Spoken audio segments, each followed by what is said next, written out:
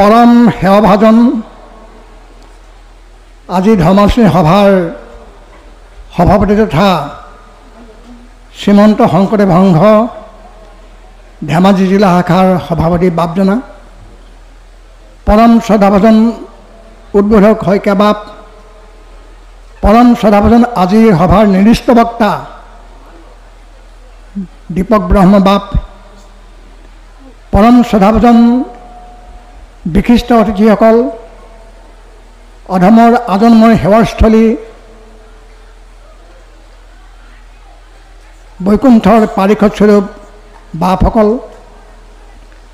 ভগৱন্ত কৃষ্ণৰ প্ৰেমত অনুৰাগী ব্ৰজধামৰ গোপীসকলৰ সদৃশ আই মাতৃ সমস্ত, দেশৰ ভৱিষ্যত আশা ভৰসাৰ স্থল যুৱক যুৱতীসকল আৰু শিশু কৃষ্ণ সদৃশ মোৰ অতি মৰমৰ মইনামণিসকল,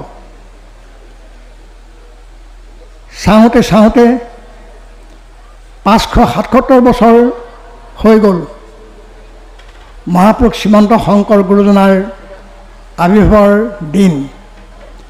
অৰ্থাৎ আজিৰ পৰা 577 বছৰ পূৰ্বেই ভগৱন্ত কৃষ্ণৰ অংশ অৱতাৰ মহাপুৰুষ শ্ৰীমন্ত শংকৰদেৱৰ আবিৰ্ভাৱ হৈছিল। এই আবিৰ্ভাৱ মহোৎসৱ কিছুদিনৰ আগলৈকে আমাৰ এই অসম মুলুকত শ্ৰীমন্ত শংকৰদেৱ সংঘ জন্ম হোৱাৰ আগলৈকে একমাত্ৰ মৃত্যু তিথিয়ে পালন কৰিছিল, জন্ম উৎসৱ পালন কৰা নাছিল। 1930 চনত যেতিয়া শ্ৰীমন্ত শংকৰদেৱ সংঘৰ জন্ম হ'ল, 1930 চনৰ পৰাহে মহাপুৰুষজনাৰ আবিৰ্ভাৱ মহোৎসৱ পালন কৰিবলৈ লোৱা হৈছে। 30 চনৰ পৰা প্ৰায় 70 চনলৈকে অকল শ্ৰীমন্ত শংকৰদেৱ সংঘৰ বাপ বান্ধৱসকলেহে মহাপুৰুষৰ আবিৰ্ভাৱ মহোৎসৱ পালন কৰিছিল। কিন্তু এতিয়া বিভিন্ন অনুষ্ঠান প্ৰতিষ্ঠান সকলোৱে এতিয়া শ্ৰীমন্ত শংকৰদেৱক অনুকৰণ কৰিছে। এইটো শুভ লক্ষণ, ভাল পাইছোঁ আমি। শ্ৰীমন্ত শংকৰদেৱ সংঘ জন্ম নোহোৱাহেঁতেন এতিয়াও গুৰুজনৰ মৃত্যু তিথিকেই পালন কৰি থাকিলেহেঁতেন। শ্ৰীমন্ত শংকৰদেৱ সংঘই আবিৰ্ভাৱ মহোৎসৱ পাতিবলৈ লোৱাৰ পাছৰ পৰা এতিয়া অসমৰ প্ৰান্তে প্ৰান্তে বিভিন্ন কোণত, আনকি ভাৰতবৰ্ষৰ বিভিন্ন ঠাইত, আনকি পৃথিৱীৰ বিভিন্ন ঠাইত এইজনা মহাপুৰুষৰ আবিৰ্ভাৱ মহোৎসৱ উদযাপন কৰিছে। সৌ সিদিনাখন আমেৰিকাৰ পৰা মোলৈ এটা ফোন আহিলে। ডক্টৰ ৰীতা কাকতি, আমাৰ অসমীয়া ছোৱালী, এটা নিগাজিকৈ আমেৰিকাত বাস কৰে। ডক্টৰ ৰীতা কাকতিয়ে মোক জনালে, আমাৰ পৰিচয় আছে, আমি পদাধিকাৰ যেতিয়া আছিলোঁ, পদাধিকাৰ হৈ থকা অৱস্থাত তেখেতক আমি মাতি আনিছিলোঁ, আহিছিলে, লগ পাক কৰিলে। তেখেতে ক'লে আমি 4 দিনীয়াকৈ আমেৰিকাত গুৰুজনাৰ আবিৰ্ভাৱ মহোৎসৱ পালন কৰিছোঁ। মোৰ বৰ ভাল লাগিলে। মোলৈ মাজে মাজে ফোন কৰি থাকে তেখেতে। আমেৰিকাতো এতিয়া মহাপুৰুষজনাৰ আবিৰ্ভাৱ মহোৎসৱ এদিনীয়া দুদিনীয়া নহয়, 4 দিনীয়া কাৰ্যসূচী পালন কৰিছে। এইটো শুভ লক্ষণ। অৰ্থাৎ সূৰ্য কোনো ঢাকি খাব নোৱাৰে বাপসকল, সূৰ্য কোনো ঢাকি খাব নোৱাৰে। যাৰ প্ৰতিভা, সেই প্ৰতিভা সদায় বিকশিত হ'বই। গোটেই গুৰুজনৰ এতিয়া গোটেই জগতব্যাপী, আগতে লিখিছিল কবিয়ে, তোমাৰ জীৱনদেৱ লেখেনে সাধ্যকাৰ, গোটেই অসম ভূমি বিষ্ট জীৱন যাৰ বুলি লিখিছিল। কিন্তু এতিয়া সেইটো শুধৰাব হৈ গ'ল। শ্ৰীমন্ত শংকৰদেৱকে শুধৰাইছে। এতিয়া আমি গাইছোঁ, তোমাৰ জীৱনদেৱ লিখেনে সাধ্যকাৰ, গোটেই বিশ্বজুৰি বিস্তৃত জীৱনী যাৰ। এটা গোটেই পৃথিৱীতেই মহাপুৰুষজনাৰ আবিৰ্ভাৱ মহোৎসৱ পাতিবলৈ লৈছে, এইটো শুভ লক্ষণ ভাৱ। নল'বনো কেলৈ বাৰু? মহাপুৰুষজনা কোন আছিলে বাৰু? মহাপুৰুষজনা কোন আছিলে বাৰু? সেইটোকে প্ৰথম কৈ লওঁ আপোনাৰ বৰ্গত। এদিনৰ কথা, সৃষ্টি কৰা ব্ৰহ্মাই বৈকুণ্ঠপতিক দৰ্শন কৰিবলৈ গ'ল, বৈকুণ্ঠলৈ গ'ল ভগৱান কৃষ্ণক দৰ্শন কৰিবলৈ। গৈ সেৱা জনালে ভগৱান কৃষ্ণক। যিটো সময়ত ব্ৰহ্মাই সেৱা জনালে সেইটো সময়ত ভগৱান কৃষ্ণ তললৈ কিবা চিন্তা কৰি আছে। ব্ৰহ্মা আচৰিত হ'ল, ক'লে বোলে প্ৰভু আমি তোমাকেই জগতৰ ঈশ্বৰ বুলি ভাবোঁ, তোমাকে আমি সেৱা কৰোঁ, তুমি আকৌ কাক চিন্তা কৰিছা? তেতিয়া ভগৱান কৃষ্ণ মিচিকে হাঁহি টাইমে ক'লে, হে ব্ৰহ্মা, মই পৃথিৱীলৈ আকৌ যাম বুলি ভাবিছোঁ। কেতিয়া যাম, লগত কাক লৈ যাম, গৈ কি কৰিমগৈ, আমাৰ নামে কি হ'ব, এই গোটেইখিনি আঁচনি তৈয়াৰ কৰি থকা অৱস্থাতে তুমি মোক সেৱা জনালা। ব্ৰহ্মা আচৰিত হ'ল, প্ৰভু তুমি আকৌ যাওঁ পৃথিৱীলৈ? ব্ৰহ্মা আচৰিত হৈ গ'ল। অ' শুনিয়া ব্ৰহ্মাৰ মনে মিলিল সংশয়, ইটো অৱতাৰ কথা কহিও ঈশ্বৰ। হে প্ৰভু, এইটো তুমি ক'ত অৱতাৰ ধাৰণ কৰিবা মোক কোৱাচোন, এই বুলি ব্ৰহ্মাই ক'লে। ভগৱান এতিয়া কৈছে মিচিকে হাঁহি মাৰি, মাধৱ বৰতে তুমি শুনা সৃষ্টি কৰ, ইটো অৱতাৰ কথা শুনা বিধিবৰ। বিধিবন ব্ৰহ্মা, হে ব্ৰহ্মা, মই এইটো ক'ত অৱতাৰ ধাৰণ কৰিম, মই তোমাক কৈছোঁ শুনা।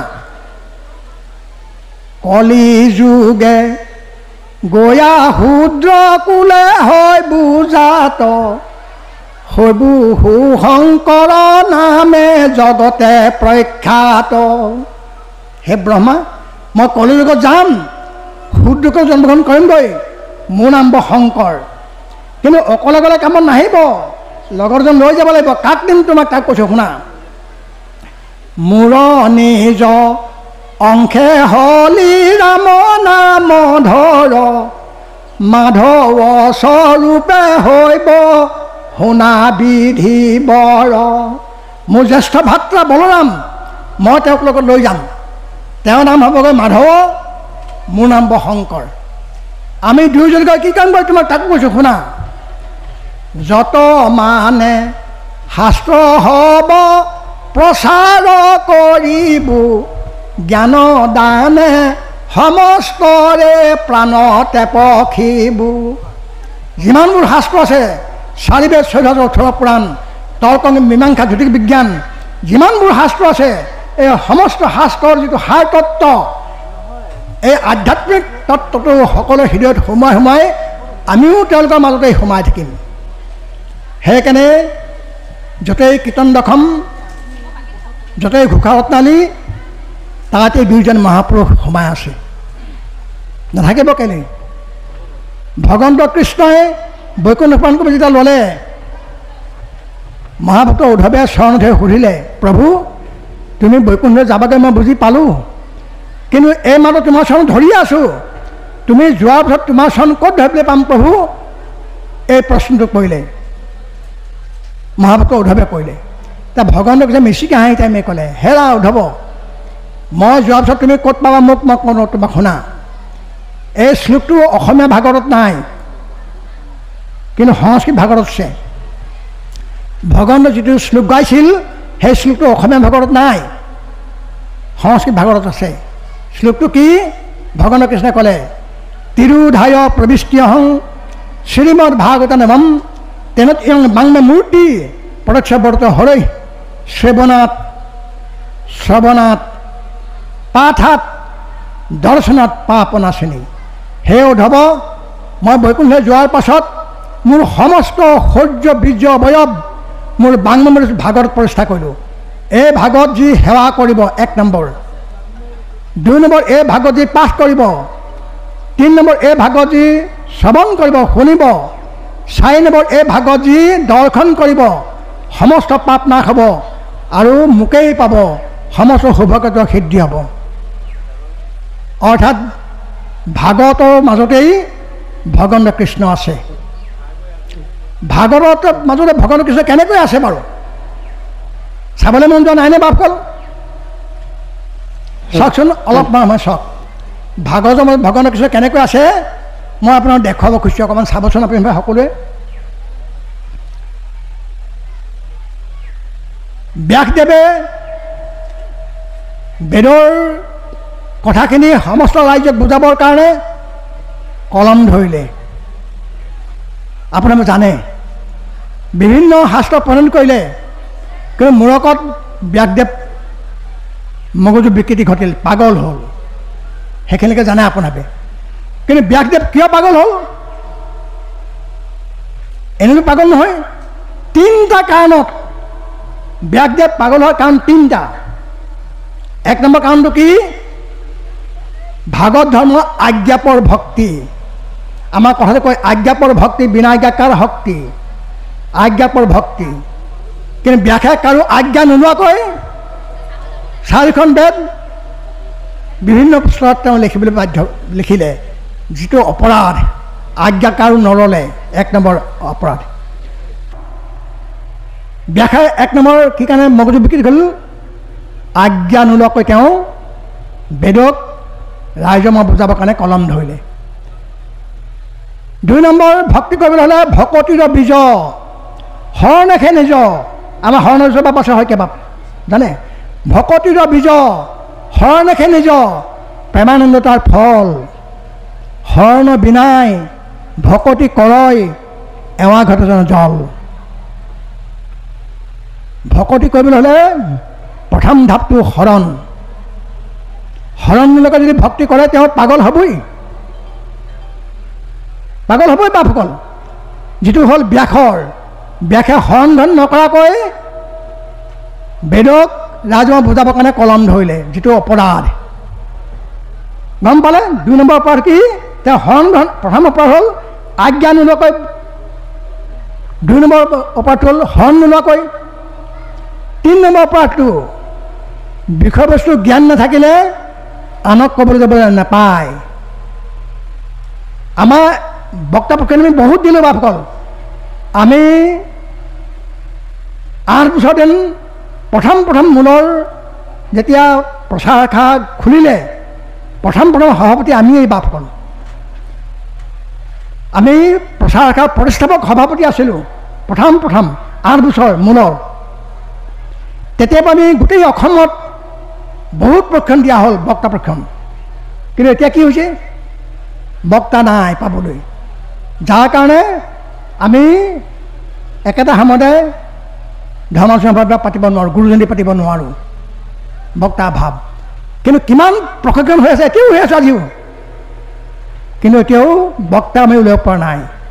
বক্তা আৰু সুবক্তা পাৰ্থক্য আছে। বক্তা আৰু সুবক্তা পাৰ্থক্য আছে। বক্তা কাক কয়? সুবক্তা কাক কয়? মই এটা উদাহৰণ দিছোঁ।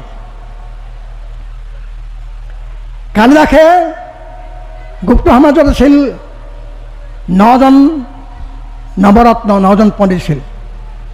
কালিদাসক লৈ 9জন পণ্ডিত।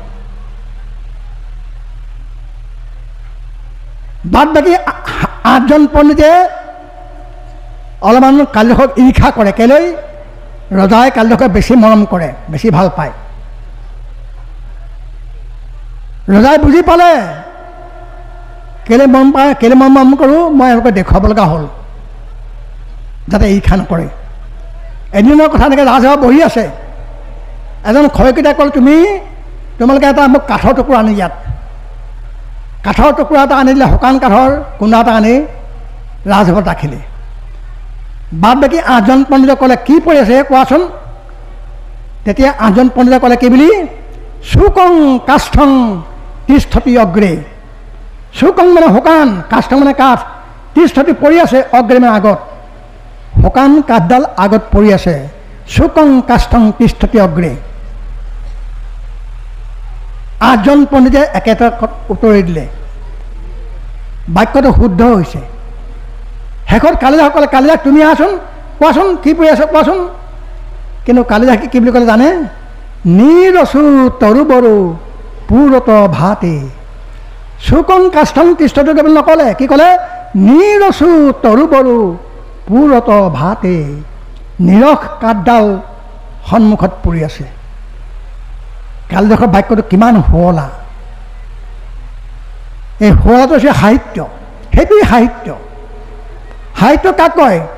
হৰিত শব্দৰ লগত স্নেহ প্ৰত্যয় গোট খাই সাহিত্য হৈছে। হৰিত শব্দৰ অৰ্থ হৈছে সম্বন্ধ স্থাপন কৰা, সমন্বয় সাধন কৰা, মিলন ঘটোৱা।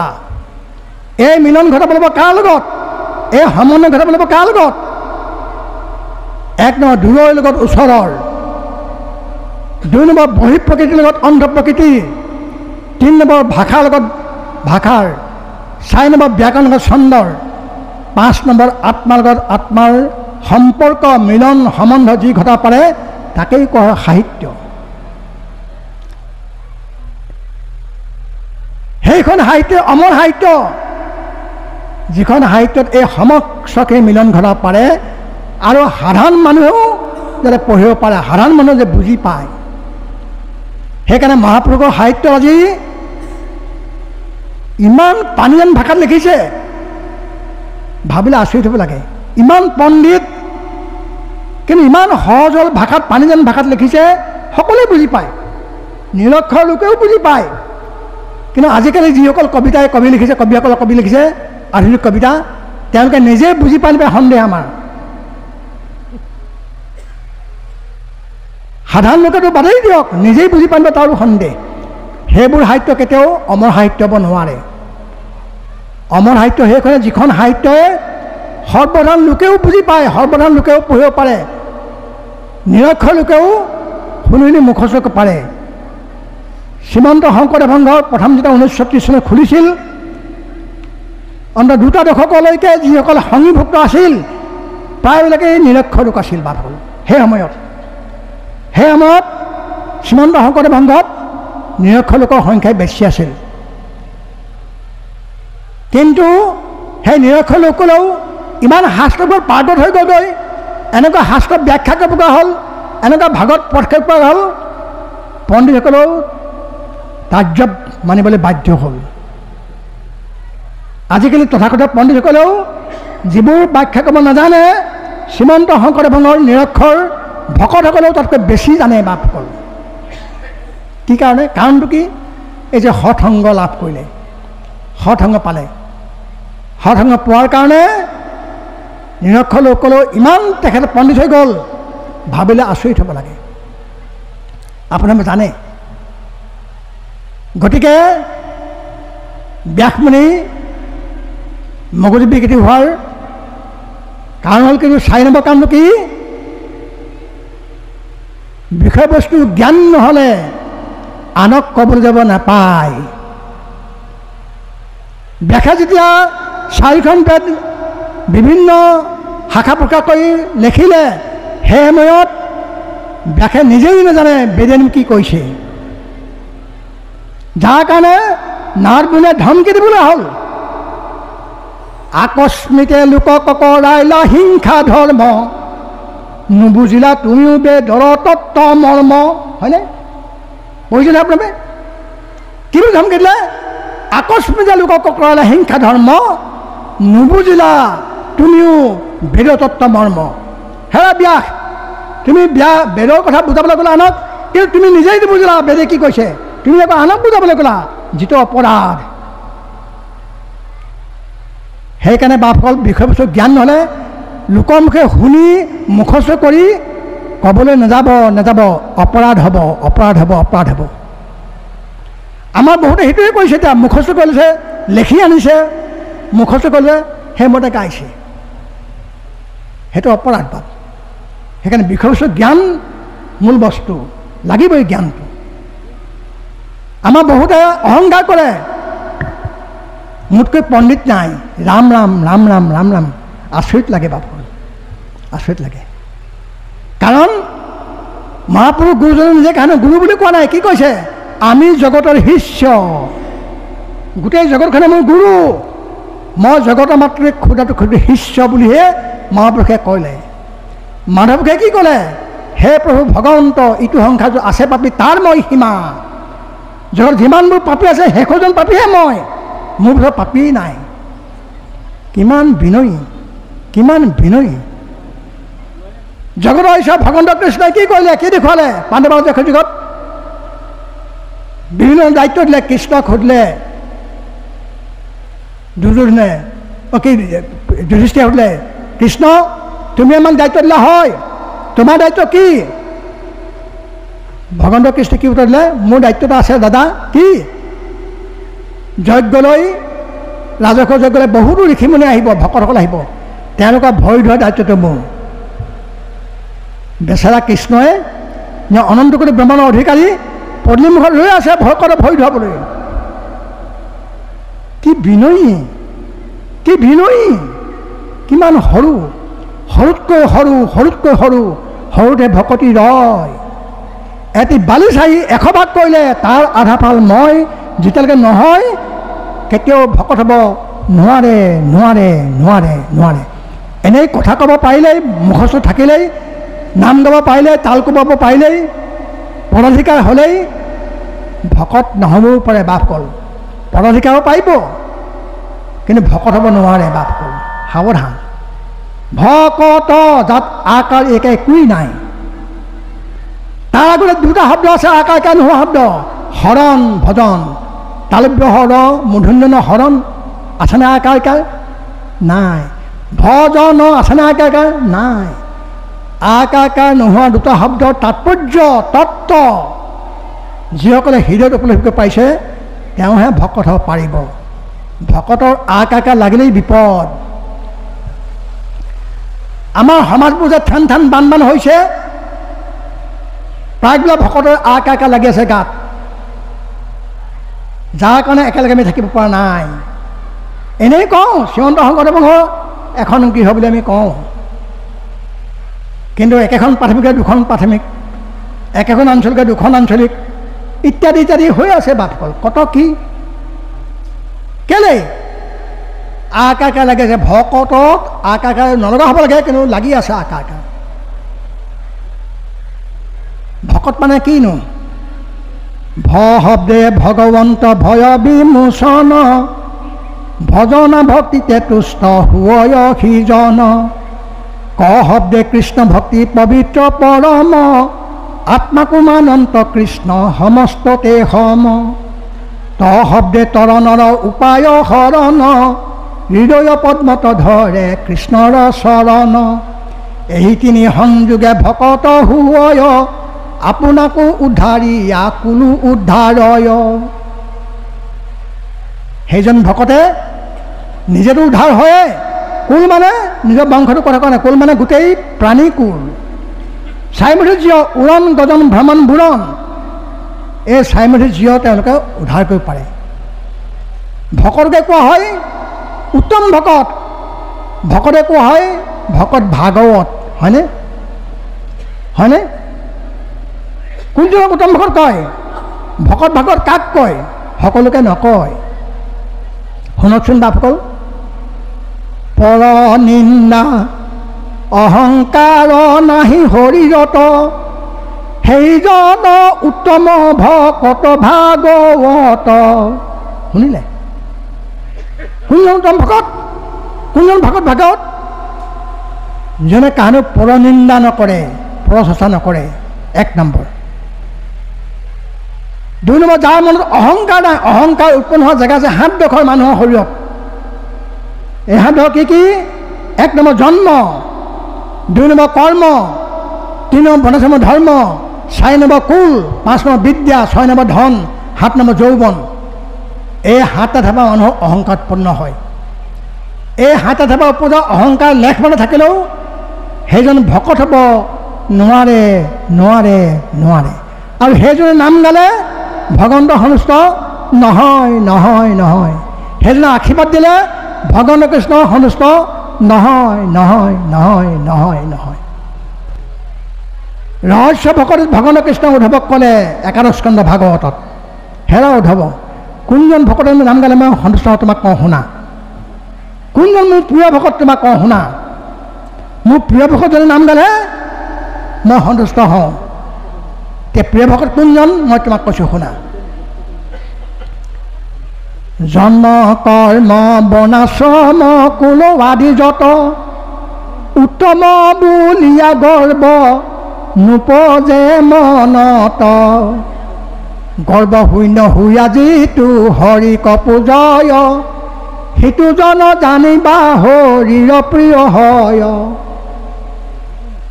জন্ম কৰ্ম বনাশ্ৰম কুলাদি যত উত্তম বুলিয়া গৰ্ব নোপজে মনত গৰ্ব শূন্য হৈ আজিতো হৰিক পূজয় সিটো জন জানিবা হৰিৰ প্ৰিয় হয় সেইজনে ভগৱানকে প্ৰিয় ভকত সেই প্ৰিয় ভকতৰ নাম গালে ভগৱানৰ সন্তুষ্ট হয় বাপসকল সেইকাৰণে ভকত হোৱাটো বৰ ডাঙৰ কথা বাপসকল বৰ ডাঙৰ কথা বাপসকল সেইকাৰণে আপুনি নিজকে প্ৰশ্ন কৰক আনক আঙুলি নুটুৱাব নিজৰ আঙুলিটোক ঐ তই কাৰোবাক তই পৰনিন্দা কৰ নেকি এক নম্বৰ সোধক তই পৰনিন্দা কৰ নেকি যদি পৰনিন্দা কৰি ভকত হ'ব পৰা নাই কাৰণ পৰনিন্দা অহংকাৰ নাহি শৰীৰত সেইজনৰ উত্তম ভকত ভাগৱত সেইজনে উত্তম ভকত সেইজনে ভকত ভাগৱত যি কাহানিও পৰনিন্দা নকৰে পৰচৰ্চা নকৰে এতিয়া প্ৰত্যেকে নিজকে প্ৰশ্ন কৰকচোন ঐ তই পৰনিন্দা কৰিছ নেকি কৰ নে কেতিয়াবা পৰচৰ্চা কৰ নেকি যদি কৰিছ তই ভকত হ'ব পৰা নাই নাই তই বখানি পাইবি পৰাধিকাৰ পাইবি জিলা সদস্য পাইবি শৰণ সদস্য পাইবি মূল সদস্য পাইবা কিন্তু ভকত হ'ব নোৱাৰা নোৱাৰা নোৱাৰা গতিকে ৩ নম্বৰ অহংকাৰ যাৰ শৰীৰত নাথাকে এই ৭টা ধাপ অহংকাৰ আকৌ কৈছোঁ জন্ম কৰ্ম বৰ্ণাশ্ৰম ধৰ্ম কুল বিদ্যা ধন যৌৱন এই ৭টা ধাপ মানুহৰ অহংকাৰ উৎপন্ন হয় এই ৭টা ধাপ উপজা অহংকাৰ তোমাৰ হৈছে নেকি যদি হৈছে তুমি ভকত হ'ব পৰা নাই এনেই বক্তা হ'ব পাৰিব পণ্ডিত হ'ব পাৰিব পণ্ডিতে পঢ়ে শাস্ত্ৰ মাত্ৰ হাৰিয়ে ভকতে পণ্ডিতে ভাগৱতৰ অৰ্থ অভিধানখন চাই কৰিব কিন্তু ভকতে হৃদয়ৰ তন্ত্ৰৰ পৰা ভাগৱত ব্যাখ্যা কৰিব সেইকাৰণে ভাগৱতৰ 4টা অক্ষৰ ভাগৱত ইয়াৰ তত্ত্ব কি ভা কাৰং ভাবুক জ্ঞেয়ং গ কাৰং জ্ঞানোদ্ভৱম ৱ কাৰং বৈষ্ণৱ জ্ঞানম ত কাৰং তত্ত্বদৰ্শনম ইতি ভাগৱত বৰ্ণনাম এইটোৱে ভাগৱত বৰ্ণনা ভাসকল হেৰা বাপুসকল তোমালোকে ভাগৱতৰ তত্ত্ব যদি উপলব্ধি কৰিব আহিছা ভাগৱত যদি অমৃত পান কৰিব আহিছা তে ভাবো খোৱা কায় বাক্য মন এক কৰি শুনা 2 নম্বৰ ক'লে গ কাৰণ জ্ঞান ভাৱ তেতিয়া তোমাৰ জ্ঞান ভাৱ শাস্ত্ৰ পঢ়িলে ঈশ্বৰক নাপায় ঈশ্বৰক নাপায় কেলৈ শাস্ত্ৰ পঢ়িব লাগে শুনক শাস্ত্ৰ পঢ়িব লাগে জ্ঞানৰ কাৰণে যদি শাস্ত্ৰ নপঢ়া আপোনাৰ জ্ঞান হ'ব ক'ৰ পৰা সেইকাৰণে মহাপুৰুষে তোমাৰ 4টা স্তৰ জ্ঞান বিজ্ঞান তৰংগ ৰহস্য মহাপুৰুষে অনুবাদ কৰিলে জ্ঞানে গুৰু মানি লোৱা বিজ্ঞানত দেও তৰংগত নাম আছে ৰহস্যত কৰোঁ হেও জ্ঞান বিজ্ঞান তৰংগ ৰহস্য গুৰুদেও নাম ভকত আকৌ কৈছোঁ জ্ঞানে গুৰু মানি লোৱা বিজ্ঞানত দেও তৰংগত নাম আছে ৰহস্যত কৰোঁ হেও জ্ঞান বিজ্ঞান তৰংগ ৰহস্য গুৰুদেও নাম ভকত মহাপুৰুষক যোগ কৰি দিলে আমাক যি কি নহওক মই কৈছোঁ যে ভাগৱত ধৰ্মৰ কথাবিলাক কেনেকৈ শুনিব লাগিব যেতিয়া পৰীক্ষিতে ব্ৰহ্মা পালে 7 দিনৰ অন্তত তক্ষকে দংশন কৰিব বুলি যে জানিলে লগে লগে নিজৰ পুত্ৰক ৰাজ্যভাৰ দিলে দি তেওঁ উত্তৰ দিশে গমন কৰি গুচি গ'ল ক'লে বদৈকাশ্ৰমলৈ গুচি গ'ল য'ত 60,000 ঋষিমুনি বাস কৰে আৰু অহোৰাত্ৰ বেদৰ গায়ত্ৰী মানুহ জপ কৰি থাকে গৈ নিজৰ পৰিচয় আপোনাৰ ঘটনা জানে মই নকওঁ কাহিনীটো জানে গৈ নিজৰ পৰিচয় দিলে গোটেই কথাখিনি ক'লে মোক 7 দিনৰ অন্তত তক্ষকে দংশন কৰিব ইতিমধ্যে এদিন গ'লেই আৰু 6 দিন মাত্ৰ আছে গতিকে মোক উপায় দিয়া প্ৰত্যেকে উপায় দিলে এটা কিন্তু পৰীক্ষিত এটা উপায়ো মনঃপূত নহ'ল সেই মুহূৰ্তত পূব দিশৰ পৰা এজন লোক আহি আছে যা থুলন্ত শৰীৰ, কেশ মেঘ নয়, ছত্ৰকৃতি মাথ, আয়ত লোচন, আজনন্দ হস্ত, গজগতি গমন। আহি আছে, গাত শৰীৰত বিবস্ত্ৰ, কাপোৰ কানি নাই। তেওঁক দেখাৰ লগে লগে গোটেই ঋষিমুনিসকল থিয় হৈ নমস্কাৰ জনালে, সম্ভাষণ জনালে। পৰীক্ষিতে চিনি নাপায় তেওঁ কোন, সুধিলে এওঁ কোন? তেতিয়া ক'লে দুটা তেওঁৰ নামৰ আগত দুটা বিশেষণ খুৱাইছে। তেওঁৰ নামটোৰ আগত ঋষিমুনিসকলে দুটা বিশেষণ খুৱাইছে। এটা বিশেষণ কি? এখেত মায়াৰ অতীত,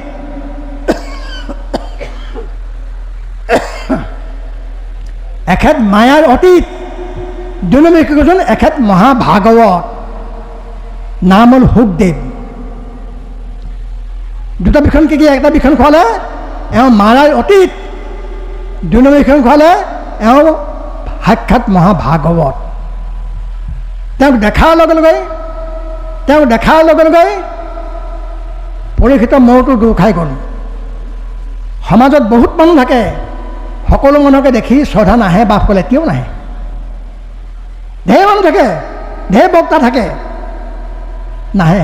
কিছু লোকক দেখাৰ লগে লগে এনেই শ্ৰদ্ধাত মূৰ দূৰ খাই যায়, হয়নে বাপ ক'ল? পৰীক্ষিতে ৬০,০০০ ঋষিমুনি দেখিলে, কাৰো প্ৰতি সেই ভাৱটো নাহিলে।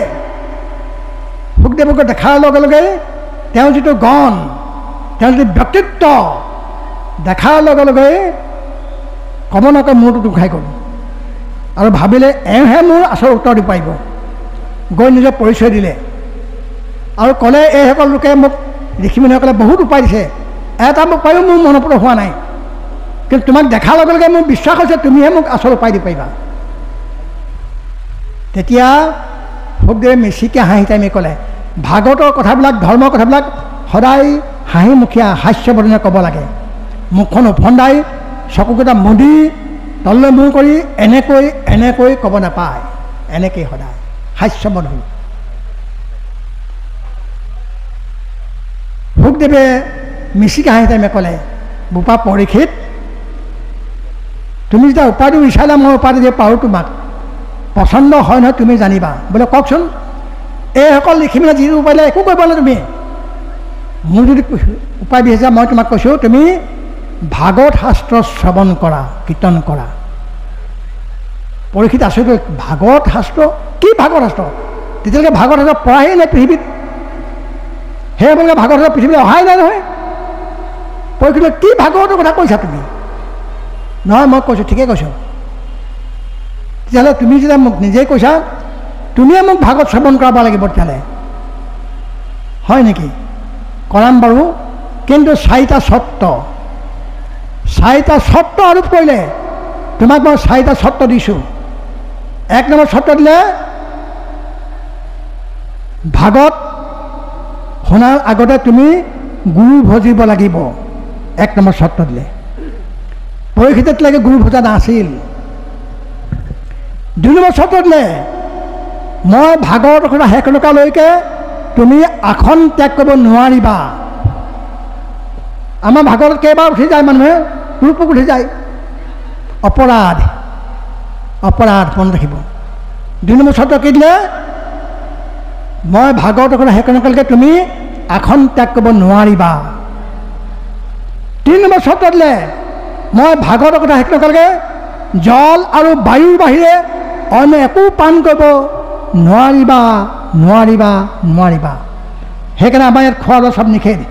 আৰু ক'লে বেয়া নাপাব দেই, মই বন্ধ কৰাৰ কাৰণে চাহ আনি বন্ধ কৰি নাপায়, একমনে থাকিব লাগিব। খোৱা বোৱাৰ প্ৰতি আমি চব ত্যাগ কৰিব লাগিব ইচ্ছাবিলাক। 4 নম্বৰ চৰ্ত দিলে, বোপা পৰীক্ষিত, মই ভাগৱত কথা কৈ থাকোঁতে তুমি এনে শলাগি গ'লে নহ'ব, তুমি সংশয় ছেদ কৰি ভাগৱত শুনিবা। সংসাত্মা বিনশ্বতি। শাস্ত্ৰ পঢ়াৰ, ভাগৱত পঢ়াৰ উদ্দেশ্য 3টা। গোচয় সংশয়, 2 নম্বৰ মিলে মহোদয়, 3 নম্বৰ কৃষ্ণ বাহে ভকতি। 1 নম্বৰ গোচয় সংশয় ছেদ কৰিব লাগিব। পৰীক্ষিতৰ সংশয় হৈছিল, প্ৰশ্ন কৰিলে তাৰ উত্তৰ স্বৰূপে পালোঁ আমি মহাভাগৱত। অৰ্জুনৰ সংখ্যা হৈছিল, অৰ্জুনৰ প্ৰশ্ন উত্তৰ পিছত পালোঁ আমি গীতাশাস্ত্ৰ। আপোনাৰ মোলে প্ৰশ্ন কৰিবলৈ একো থোৱা নাই এতিয়ালৈকে। আমাৰ মোলে এনেই তৰ্ক ফুৰে, মানুহ তৰ্ক ফুৰে। পৰীক্ষিতে যিমানবোৰ প্ৰশ্ন কৰিলে আপোনাৰ মোৰ কি আছে প্ৰশ্ন কওকচোন? একোৱেই নাই। ইমানবোৰ প্ৰশ্নৰ উত্তৰত আমি মহাভাগৱতখন পালোঁ। আকৌ আপুনি এতিয়া তৰ্ক কৰি লাভ নাই বাপসকল। যিমানবোৰ পৃথিৱীৰ প্ৰশ্ন গোটেই প্ৰশ্নই কৰিলে পৰীক্ষিতে, হয়নে কথাটো? হয় কাবাব, হয়নে? হয়নে? হয় নহয় কৈছোঁ, হয়নে? হয়। আপোনাৰ গোটেই প্ৰশ্ন কৰিলে, অৰ্জুনে গোটেই প্ৰশ্ন কৰিলে। গীতাখনৰ কাৰণে এতিয়া গীতা পাঠ কৰি কৰি বহুতে কিবা কিবি মাননি লয়, অপৰাধ কৰিছে। গীতাৰ মূলটো কি? গীতাৰ মূলটো কি? অৰ্জুনক ক'লে সমস্ত গীতাৰ সাৰ উদ্ধাৰি আয়ানি অৰ্জুনকো কৃপায়ে কহন্ত চক্ৰ পানী শুনিও অৰ্জুন তুমি বান্ধৱ পৰম কহুইটো গুজ্যটো পৰম গুজ্যতম। গুজ্য মানে গোপনীয়। মই গোপনীয় গোপনীয় গোপনীয় গোপনীয় গোপনীয় গোপনীয় আচল কথাটো ক'ম তোমাক এতিয়া। তেজি বিধি কিংকৰ যতেক ধৰ্ম গণ কেৱলে মুহূৰ্ত মাত্ৰ শুয়ো কহৰণ। তুমি যিমানবোৰ কৰি আছা ধৰ্ম কৰ্ম চব বাদ দিয়া, চব বাদ দিয়া, চব বাদ দিয়া, চব বাদ দিয়া। কেৱলে মুহূৰ্ত মাত্ৰ শুয়ো কহৰণ, একমাত্ৰ মোৰ চন্দ্ৰটো শৰণাপন্ন হোৱা। তোমাৰ আগৰ কৰ্মখিনি কৰিলে তোমাৰ পাপ হয়, তাত তোমাৰ ভয় হ'ব, থাকিব হয়। কিন্তু শুনা, কৰ্ম ত্যাগ কৰন্তে হি জয় পাপ ছয় আতশোক নকৰিবা তুমি ধনঞ্জয়। যিহেতু লৈলাহা তুমি আমাত শৰণ সৰ্ব পাপ হন্তে মই কৰিবো ৰক্ষণ। সমস্ত গীতাৰ সাৰ উদ্ধাৰি আনি গোটেই গীতাখন পঢ়িব দৰকাৰ নাই বাপু। গীতাৰ সাৰটো উদ্ধাৰ কৰি আনি ভগৱান কৃষ্ণই গোপনীয় গোপনীয় গোপনীয় গোপনীয় গোপনীয় পৰম গোপনীয় কথাটো অৰ্জুনক কৈ দিলে। কহুইটো গুজ্যটো পৰম গুজ্যতম। গুজ্য মানে গোপনীয়, গোপনীয় গোপনীয় গোপনীয় গোপনীয় গোপনীয় গোপনীয় আচল গোপনীয় কথাটো কৈ দিলে। কি আচল গোপনীয় কথাটো? তেজি বিধি কিংকৰ যতেক ধৰ্মগণ, তুমি যিমানবোৰ বিধি কিংকৰ ধৰ্ম আছে চব বাদ দিয়া, বাদ দিয়া, বাদ দিয়া। কেৱল মুহূৰ্ত মাত্ৰ শুয়ো হৰণ, একমাত্ৰ মুহূৰ্তত তুমি শৰণাপন্ন হোৱা। আগৰ কৰ্মবোৰ কৰিলে পাপ হয়। কৰ্ম ত্যাগ কৰন্তে হিজৰ পাপ ছয়, পাপ হয়। কিন্তু আতশোক নকৰিবা তুমি ধনঞ্জয়, তুমি সেইবোৰ শোক নকৰিবা, ভয় নকৰিবা। কেলৈ? যিহেতু লৈলাহা তুমি আমাত শৰণ সৰ্ব পাপ হন্তে মই কৰিব ৰক্ষণ। যিহেতু তুমি মোৰ চন্দ্ৰ শৰণাপন্ন হ'লা, গতিকে সমস্ত পাপৰ পৰা মই তোমাক উদ্ধাৰ কৰিম। উদ্ধৱ কৰি পিনে ভগৱান কৃষ্ণ শপত খাই কৰিলে উদ্ধাৰ কৰিম, উদ্ধাৰ কৰিম, উদ্ধাৰ কৰিম, উদ্ধাৰ কৰিম। সত্যে সত্যে সত্যে সত্যে সত্যে ধনঞ্জয় পঞ্চ সত্য কৰি মই কহিলো নিশ্চয় নাহিকে তাৰণ তাৰ নামক বিনাই চাৰিও বেদৰ ইখে মুখ অভিপ্ৰায়। এনেই কথা ক'লে বিশ্বাস নকৰে মানুহে। অৰ্জুনকো এনেকুৱা কৈ আছিলে প্ৰথমতে ভগৱান কৃষ্ণই গীতাৰ কথা বিশ্বাস কৰা নাছিল। সেইকাৰণে অৰ্জুনক কথাখিনি বিশ্বাস কৰিবৰ কাৰণে শপত খাই দিলে ভগৱান কৃষ্ণই। উদ্ধৱ শপত খালে কেইবাৰ? এবাৰ, দুবাৰ, তিনিবাৰ নহয়, 5 বাৰ। 5 বাৰ শপত খাই দিলে ভগৱান কৃষ্ণই। কি বুলি শপত খালে আকৌ গাইছোঁ। বেদে যিটো কহি আছে সত্যে সত্যে সত্যে সত্যে সত্যে ধনঞ্জয় পঞ্চ সত্য কৰি মই কহিলো নিশ্চয় নাহিকে তাৰণ তাৰ নামক বিনাই চাৰিও বেদৰ ইখে মুখ্য অভিপ্ৰায়। 4খন বেদৰ মুখ্য অভিপ্ৰায় একমাত্ৰ মোৰ নাম। মোৰ নাম, মোৰ নাম। একেজন কৃষ্ণই অৰ্জুনৰ আগত 5 বাৰ শপত খাই ক'লে, সেই একেজন কৃষ্ণই উদ্ধৱৰ আগত 10 বাৰ শপত খাই কৈছিলে নামৰ মাহাত্য সম্পৰ্কে। সত্যে সত্যে সত্যে সত্যে সত্যে নিষ্ঠা মানি, সত্যে সত্যে সত্যে সত্যে সত্যে বোলো বাণী, কোটি কোটি পাপক নামেহে সংহাৰক, নাম বিনে নাই সখী সংসাৰ তাৰক, দখ সত্য কৰি মই কহিলোঁ তোমাত, নাশ যাবা যদি সখী নকৰা সঞ্জাত। সঞ্জাত মানে বিশ্বাস। হে সখী, উদ্ধৱক ক'লে বৈকুণ্ঠ প্ৰাপ্তি মুহূৰ্তত, মই তোমাক 10 বাৰ শপত খাই গ'লোঁ, মোৰ নামৰ ব্যতিৰেকে বেদে একো ঘোষণা কৰা নাই নাই নাই নাই নাই নাই নাই। ভগৱন্ত কৃষ্ণই নিজে শপত খাই নামৰ মাহাত্য সম্পৰ্কে ক'ব লগা হ'ল।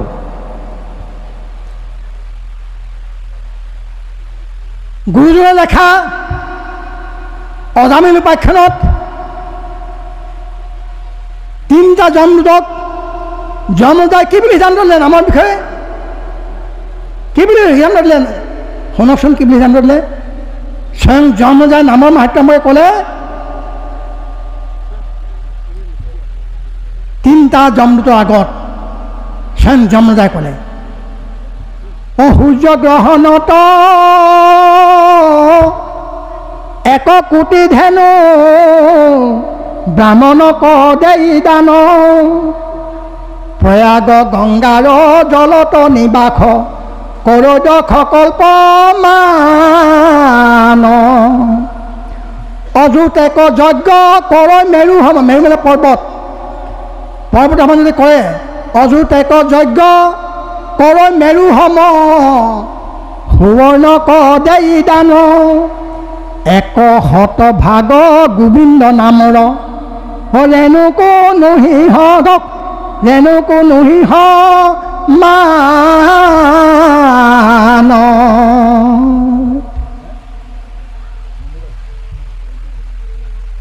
হৰি হেন ইটো দুগুটি অক্ষৰ, মাত্ৰ 2টা আখৰ, হৰি। সহজ ভাল পানীজন ভাষাত হৰি হেন ইটো দুগুটি অক্ষৰ, উচ্চাৰিলে 1 বাৰ, মুখৰ পথক যাবাক লাগিয়া সিউ ভৈল কাছ পাৰ, হৰিৰ নামৰ অনন্ত মহিমা কহিবে কাৰ শকতি। ৰাম ৰাম। যদি 4 মুখে ব্ৰহ্মায়ু কহন্ত, তভুনো সিংহমা পতি।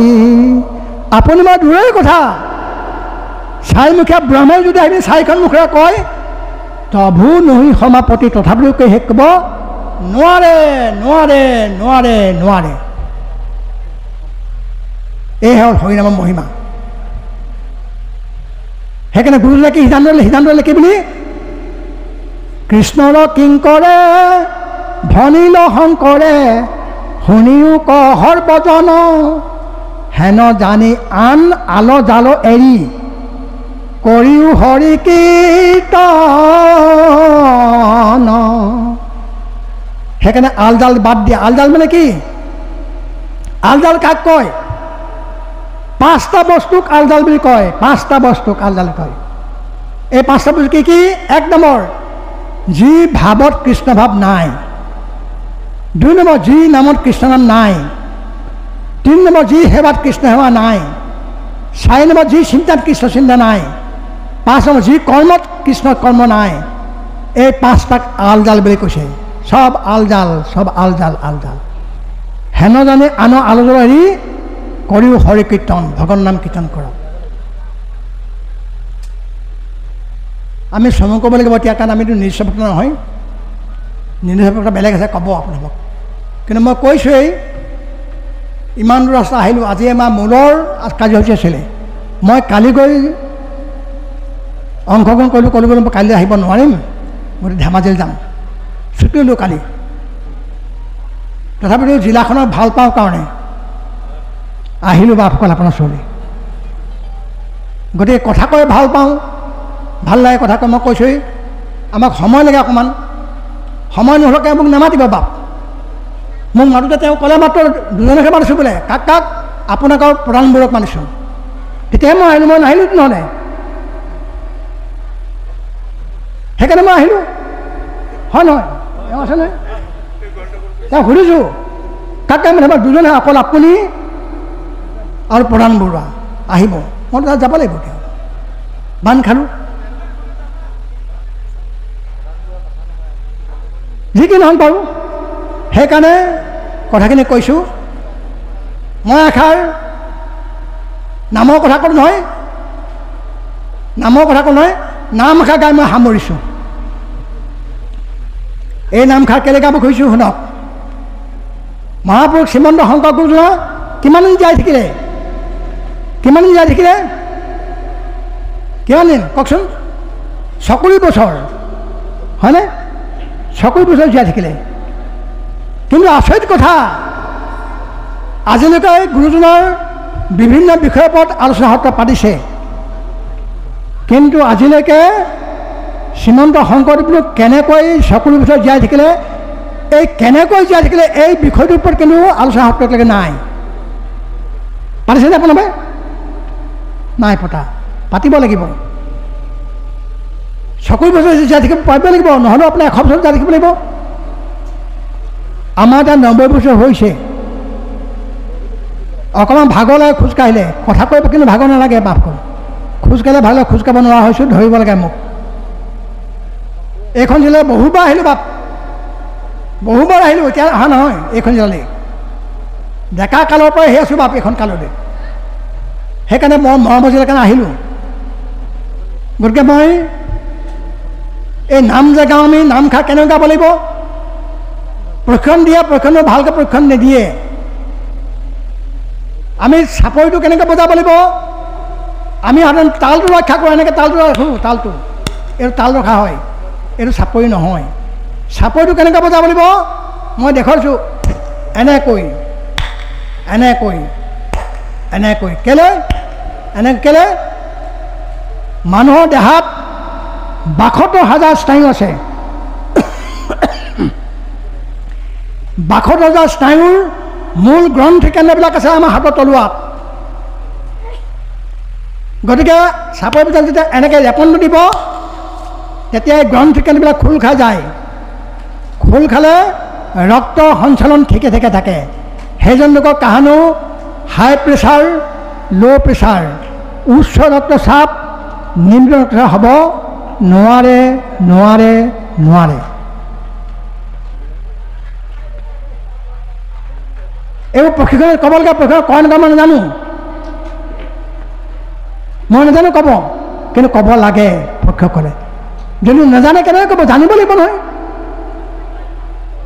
সেইকাৰণে প্ৰভুসকল, এতিয়া মই নাম এষাৰ গাম, আপোনাৰ চাপৰটো এনেকৈ বজাব দেই। যাৰ যাৰ প্ৰেছাৰ আছে, যাওঁতে ডাক্তৰ যদি ওচৰ পায় ডাক্তৰক চেকআপ কৰিব, দেখিছে প্ৰেছাৰ নৰ্মেল। আজিৰ ভিতৰতে নৰ্মেল হৈ যাব প্ৰেছাৰ। যিসকল লোকে সদায় নাম প্ৰসংগ কৰে, তেওঁলোকৰ 1 নম্বৰ প্ৰেছাৰ হ'ব নোৱাৰে, 2 নম্বৰ চাইটিকা ব্ৰেইন হ'ব নোৱাৰে, 3 নম্বৰ যে ভৰিকেইটা উখৰি যায়, কি কয় এইটো? কি এইটো? Uric acid. ইউৰিক এচিড কেতিয়াও হ'ব নোৱাৰে, নোৱাৰে, নোৱাৰে। নাম প্ৰসংগ ইমান শক্তি আছে, যিসকলে পুৱা গধূলি সদায় নাম কীৰ্তন কৰে, কেতিয়াও চাইটিকা ৰোগ বা এইকেইটা ৰোগ, কি কয় নামটো? ইউৰিক এচিড কেতিয়াও হ'ব নোৱাৰে, নোৱাৰে, নোৱাৰে। অৰ্থাৎ নিৰোগী শৰীৰ পাব। যিসকলে তাল বজায়, এই পজিশ্যনত তাল বজায়, সেইসকলৰ কাহানো হাৰ্ট এটেক কেতিয়াও হ'ব নোৱাৰে, নোৱাৰে, নোৱাৰে। গুৰুজনাৰ নাম প্ৰসংগৰ ভিতৰতেই গোটেই বছৰ সোমাই দিছে। সেইকাৰণে নাম প্ৰসংগ কৰিব জানিব লাগিব। এনেই আমাৰ কি কৰে, মই পদাধিকাৰ, মই আৰু এনেকুৱা নাম গাম নাই, এনেকৈ থাকিম মই আৰু। মই পদাধিকাৰ, মই জিলা সভাপতি, মই শৰণ আনিছোঁ, মই আৰু নাম গাম নাই নকৰোঁ, এনেকৈ থাকিব। ডাঙৰ অপৰাধ। কিছু লোক এনেকৈ থাকে, এইটো আৰু অপৰাধ, মহা অপৰাধ। এইটো ডাঙৰ অপৰাধ, এইটো মহা অপৰাধ। তাৰমানে কি? বামপক্ষে মায়া, এখন মায়াৰ প্ৰতীক। মায়াই ভক্তিক মৰিয়ে আছোঁ মই, এইটো মহা অপৰাধ।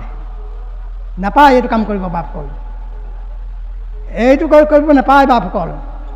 এনেকৈ গওক একেবাৰে, এনেকৈ। এইটো এইটো দেখক যে আপোনাক গওকচোন, এনেকৈ চাওকচোন, সকলো চাওক। আপোনাৰ প্ৰেছাৰ চেক কৰাবগৈ, প্ৰেছাৰ নাই। যাওঁতে চেক কৰাব, প্ৰেছাৰ নাই, নৰ্মেল। ইমান নিৰোগী কৰি ৰাখিব আপোনাক। এইদে কৰিব, এইদে হ'ব। মই মহাপুৰুষ মাধৱদেৱে গোৱা লেখা ঘোষা গাম। কেলৈ ঘোষা গাম? অন্য ঘৰত ঢেৰ আছে, কেলৈ নাগাওঁ? এইকাৰণে নাগাওঁ, হে প্ৰভু তুমি কৰোণাময়, তুমি জগতক কৰোণা কৰিবাই, তুমি আমাক কৰোণা কৰিবাই। কিন্তু প্ৰভু মই বিচৰা মতে মোক কৰোণা নকৰিবা, নকৰিবা, নকৰিবা। কাৰণ মই কিমান পালে মই ভকতজন ঠিকে থাকেতো মইতো ক'ব নোৱাৰোঁ। তুমি ক'ব পাৰা, তুমি চিন্তা কৰা মতে, তুমি ভবা মতে মোক কৰোণা কৰা, মই বিচৰা মতে কৰোণা মোক নকৰিবা, নকৰিবা, নকৰিবা। তুমি যিটো কৰিলে উচিত বুলি ভাবা সেইমতে তুমি কৰোণা কৰা। এইটো ভক্তি ধৰ্মৰ কথা। কিন্তু শাক্তসকলে কি কয়? ৰূপং দেহি, যশং দেহি, ধনং দেহি, অমুক দেহি, তমুক দেহি, তমুক দেহি, গোটেইবিলাক লাগে লাগে লাগে লাগে লাগে। পালেই সন্তুষ্ট, নাপালেই অসন্তোষ। কিন্তু এখনে ভকতে, একান্ত ভকতে নিবিচাৰে, লাগে লাগে বুলি নিবিচাৰে। প্ৰভু তুমি ভকতক কৰোণা কৰিবাই, কিন্তু মই ভাবমতে মোক কৰোণা নকৰিবা প্ৰভু। তুমি যিটো কৰিলে ভাল বুলি ভাবা সেইমতে মোক কৰোণা কৰা, সেইমতে কৰোণা কৰা। মই ভাবমতে মোক কৰোণা নকৰিবা, নকৰিবা, নকৰিবা। মই সেইষাৰ নামেৰে গাম বুলিছোঁ। আপোনাৰ নামষাৰ গাব আৰু হাত তালি তেনেকৈ মাৰিব। সকলোৱে গাব দেই, মই প্ৰথম গাইছোঁ, আপুনি সকলোৱে গাব। সকলোৱে ভালকৈ বহক, কঁকাল পোনাই বহক, ভালকৈ ভালকৈ বহক, সকলোৱে গাব। আপোনালোকক গাব দেই। কৰোণা মই ৰাম, কৰোণাময়, কৰিও কৃপা যেন উচিত হয়। ৰাম কৰোণাময়। হাতখন মাক, হাত এনেকৈ, হাতখন এনেকৈ, হাত এনেকৈ, এনেকৈ, এনেকৈ, হাত এনেকৈ। ৰাম কৰোণাময়, ৰাম কৰোণাময়, কৰিও কৃপা যেন উচিত হয়। ৰাম কৰোণাময়,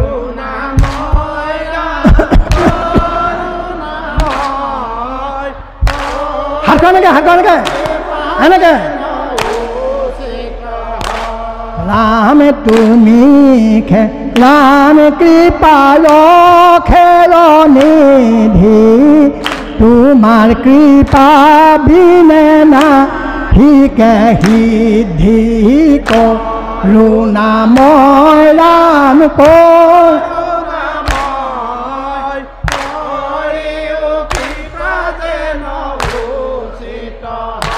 राम तुम्हार कृपा खेया मारो आख अरुण पद तले दिउ बाख करुणामय राम। এনেকৈ হাতখন, এনেকৈ এনেকৈ হাতখন মাৰ, এনেকৈ মাৰিব।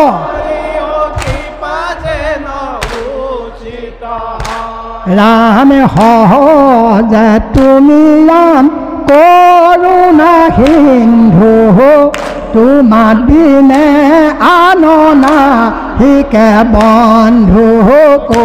करुणामय राम,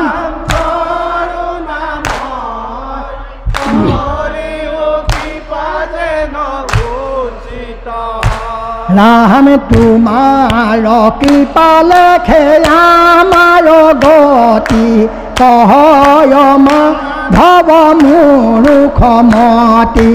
करुणामय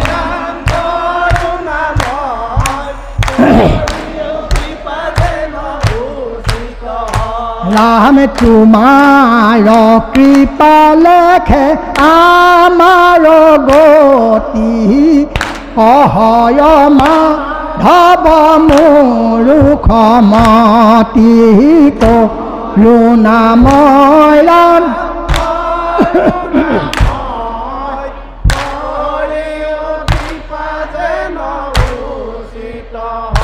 কৃষ্ণ সকলে ক'ব কৃষ্ণ নাই কোৱা সকলে ক'ব কৃষ্ণ কৃষ্ণ কেলে ক'লো মই তিনিবাৰ ক'বলৈ এবাৰ ক'তো হৈছিল নহয় মই তিনিবাৰ ক'বলৈ ক'লোঁ কেলে ক'লোঁ বাৰু এনেকুৱা নাই তাৰো আকৌ তত্ত্ব আছে কি তত্ত্ব আছে ভগৱানৰ পিছত নিজেই ক'লে মাধৱ বুলন্ত মুক কৃষ্ণ কৃষ্ণ কৃষ্ণ বুলি সদায় হোমৰে যিটো জন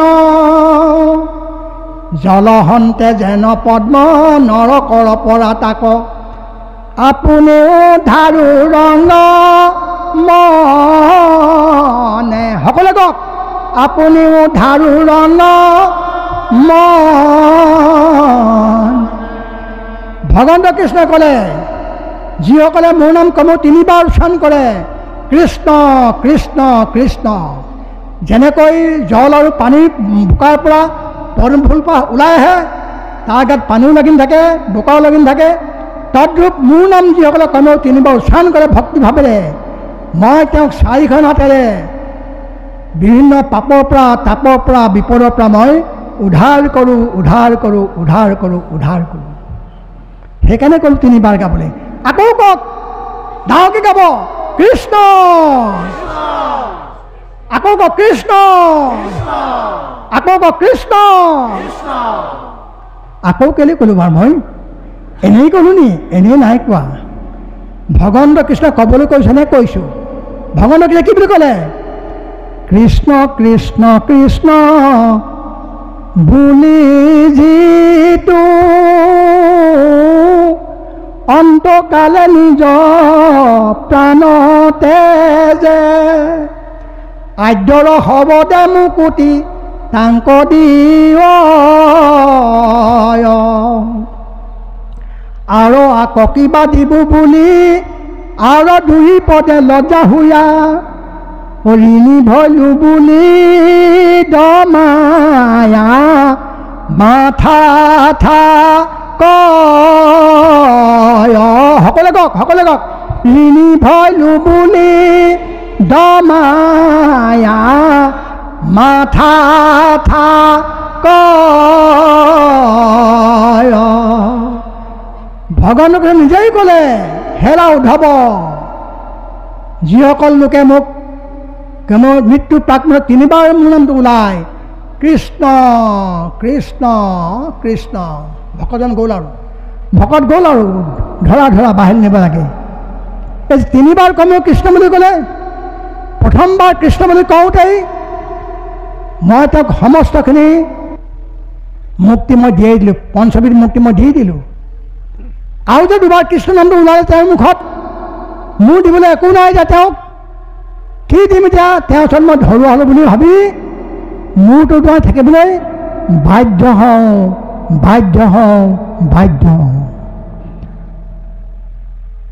ভগৱন্তই নিজেই কয় আকৌ কওকচোন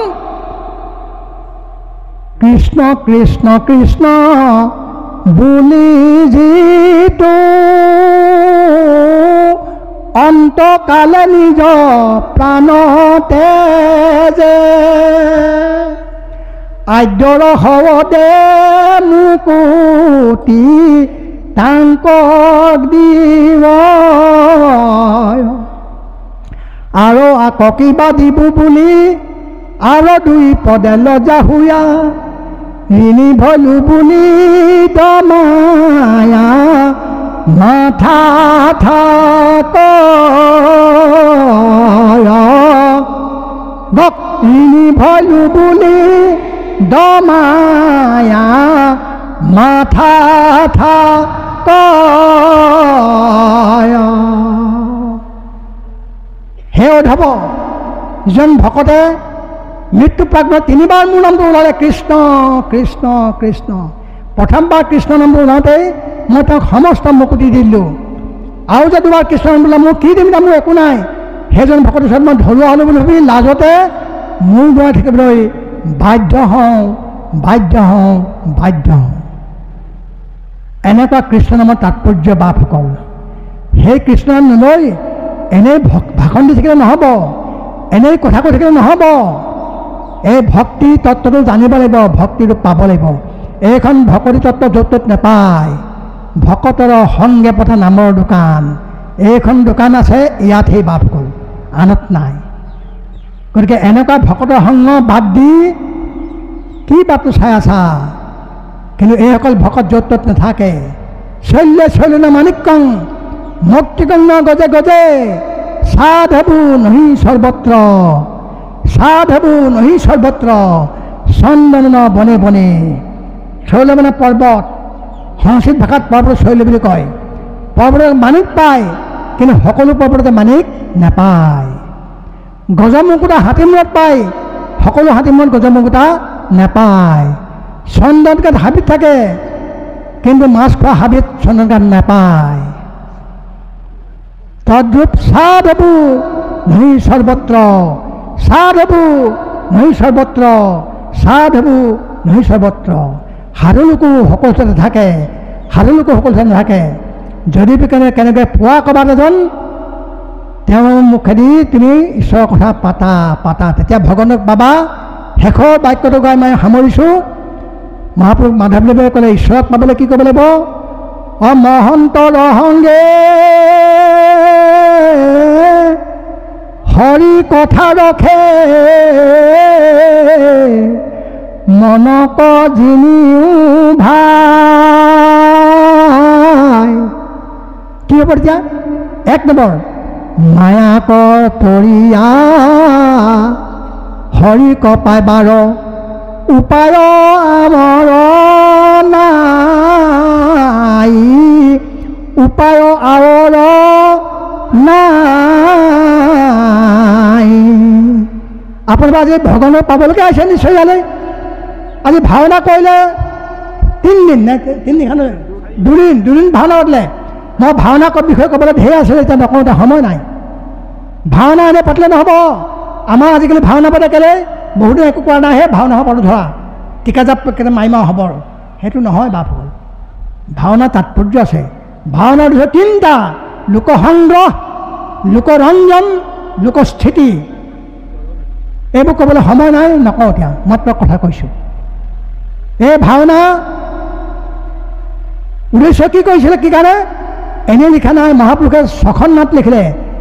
মই শিক্ষিতসকলৰ কাৰণে কৈছোঁ, ছাত্ৰসকলৰ কাৰণে এটা ফৰ্মুলা আছে মনত ৰাখিবৰ কাৰণে। কি 6খন নাট? 2টা প, 2টা ক, 2টা ৰ। মনত ৰাখিবলৈ মই ফৰ্মুলা আছোঁ, মনত ৰাখিব। 2টা প পত্নী প্ৰসাদ পাৰিজাত হৰণ, 2টা ক কেলিগোপাল কালীয় দমন, 2টা ৰ ৰুক্মিণী হৰণ নাম বিজয়। 2টা প, 2টা ক, 2টা ৰ। 2টা প পত্নী প্ৰসাদ কালীয় দমন, পত্নী প্ৰসাদ পাৰিজাত হৰণ। কেলৈ ক'লোঁ প্ৰথমটো কথা?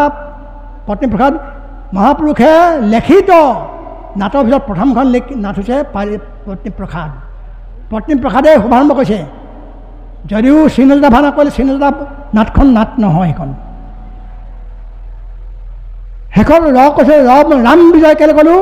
ৰাম বিজয় নাটে মহাপুৰুষে 4 কোটি 19 বছৰ বয়সত, অৰ্থাৎ 99 বছৰ বয়সত প্ৰথম শেষৰ কাৰণে কলম ধৰি ৰাম বিজয় নাটখন লিখিলে। তাৰপিছত তেওঁ কলম ধৰা নাই নাই নাই। এই 6খন নাট লিখিলে। 6খন নাটৰ উদ্দেশ্য কি? এই 6খনৰ উদ্দেশ্য লিখি কৈ দিলে, আহে সভাসদ লোক হা মোৰ যো কথা কহলো, উহি জগত গুৰু শ্ৰীকৃষ্ণ সভা মধ্যে প্ৰয়োগ আৱত তা দেখ শূন্য। আৰু কি কোৱা? নিৰন্তৰে হৰি বোল হৰি, ৰাম বিজয় নাম নাক টকং মুকুতি সাধকম। এই নাটখন কৰাৰ লগে লগে মুকুতি সাধনৰ পথ তুমি পাবা, মুক্তিপথ পাবা, মুক্তিপথ পাবা। জগতৰ সমস্ত লোকেই প্ৰকৃত মুক্তিপথ দিবৰ কাৰণে মহাপুৰুষে এই ছখনদান লিখিলে। এইবোৰ বহুত কথা আছে ক'বলৈ, সময় নাই। সময় নহ'লে মোক নামাতিবা আজিবা দেই, সময় দি পিনি মাতিবা। হয় আকৌ মই এখন মিটিং বাদ দি আহিছোঁ আজি, বাদ দি আহিছোঁ মই, সেইটো কথা কৈছোঁ মই। গতিকে হেঁপাহ পলাই ক'বলৈ পাব লাগিব, হেঁপাহ পলাই শুনিবলৈও পাব লাগিব, শুনিব লাগিব হেঁপাহ পলাই, ক'ব লাগিব হেঁপাহ পলাই। যি কি নহওক এইখিনি কথাৰ যোগেদি যিহেতুকে নিৰ্দিষ্ট বক্তা আছে তেখেতে আপোনাক ক'ব। আৰু আমি যদি যাবগৈ লাগিব, আমি বিদায়ো লৈছোঁ আপোনাৰ পৰা। আকৌ যদি পুনৰ লগ পাওঁ, বাছখনত এটা কথা লিখা থাকে বাছৰ বেকত পাছফালে, আকৌ আহিম। লিখা থাকে বাছত, পাছত লিখা থাকে নাই, আকৌ আহিম। আহোঁ ঠিক নাই, 90 বছৰ হ'ল আৰু কেইবছৰ যাই থাকোঁ ঠিক নাই। বাছখন কেনেবাকৈ যদি খবৰটো পাই যাব দেই, সকলোকে কৈছোঁ। মা দেখাৰ লগত যাব আৰু আপোনালোকে, কাৰণ এইখন জিলা বাৰু মৰমৰ জিলা মোৰ, সেইকাৰণে মই আহিলোঁ। আজি মূলৰ কাৰ্যসূচী স্থগিত ৰাখি মই ইয়ালৈ আহিছোঁ। ধেমালি কথা বাপ, এনেই নাই অহা নহয়, তোমাৰ মৰমতে আহিলোঁ। মৃদুপৱন বৰ মৰমৰ ল'ৰা মোৰ, তেওঁৰ ঘৰৰ দোকানখন মই প্ৰথম ফিটা কাটিছোঁ। হয় হয়, গতিকে বাপসকল আইসকল, এইখিনি কথাৰ যোগেদি কথাখিনি ক'লোঁ। এইখিনি কওঁতে মেলে যদি নিশ্চয় অপৰাধ হৈছে বা অপৰাধ হ'বই, সমস্ত অপৰাধ মৰীক্ষণ কৰিব আপোনালোকে। কাৰণ গৰ্ভত থাকোঁতে শিশু প্ৰঘালনতে পাওঁ, টানৰ অপৰাধ ধৰণতে পাওঁ। গৰ্ভতে কৰিলে শিশুটিয়ে মাকৰ ইফালেও গুৰিয়াই সিফালেও গুৰিয়াই, কিন্তু মাতৃয়ে কেতিয়াও অপৰাধ নধৰে। তদ্ৰূপ তেনেকৈ আমিও আপোনাৰ দাসৰো দাস, দাসৰো দাস, কিংকৰ কিংকৰ কিংকৰ কিংকৰ, এইবোৰ আমাৰ উপাধি। আমাৰ উপাধি BMA নাই, ডক্টৰ ডিগ্ৰী নাই, আমাৰ উপাধি কিংকৰ, দাসৰো দাস, এইবোৰে আমাৰ উপাধি হ'ব লাগে। এইখিনিয়ে কৈ আমি সমস্ত জনশ্ৰেষ্ঠলৈ সামৰণি মাৰিছোঁ। আজি তিনিটা উদ্দেশ্য কৈ পিনি এই ইয়াত কৈছে। 1 নম্বৰ 577 সংখ্যক মহাপুৰুষৰ আধ্যাত্ম উৎসৱ, 2 নম্বৰ 32 সংখ্যক শিশু যুৱ আই মাতৃ কল্যাণ সমিতিৰ নৱম বাৰ্ষিক অধিৱেশন, 3 নম্বৰ অংকীয়া ভাওনা সমাৰোহ। অংকীয়া ভাওনা 4খন হ'ল বুলি ক'লে শুনিলোঁ, মই সুধিলোঁ এইপিনি। মই আকৌ ভাবিছিলোঁ প্ৰথম নাম অকল ভাওনা হ'ব বুলিয়ে, বাদ বাকী এইখিনি আছে বুলি মই নাজানো, কাৰণ মই কাৰ্যসূচী পোৱাই নাই নহয়। কাৰ্যসূচী আজিহে মই চাইছোঁ তেখেতৰ ঘৰত। যি কি নহওক বাৰু, কাৰণ এই 3টা বিষয়ৰ ওপৰত ক'বলৈ বহুত সময় লাগিব, আৰু আজি নিৰ্দিষ্ট বক্তা সিমানখিনি ক'বলৈ চাগে সময় নাপাব আজি, কাৰণ কাটি মেলা মেলি 4 বজাৰ লগে লগে সন্ধিয়া হৈ যায়। যি কি নহওক বাৰু, তথাপিতো মই তেখেতলৈ সময় ৰাখি মই ইমানতে সামৰণি মাৰিছোঁ। জয় গুৰু শংকৰ অপৰাধ বিনাশন কৃষ্ণ।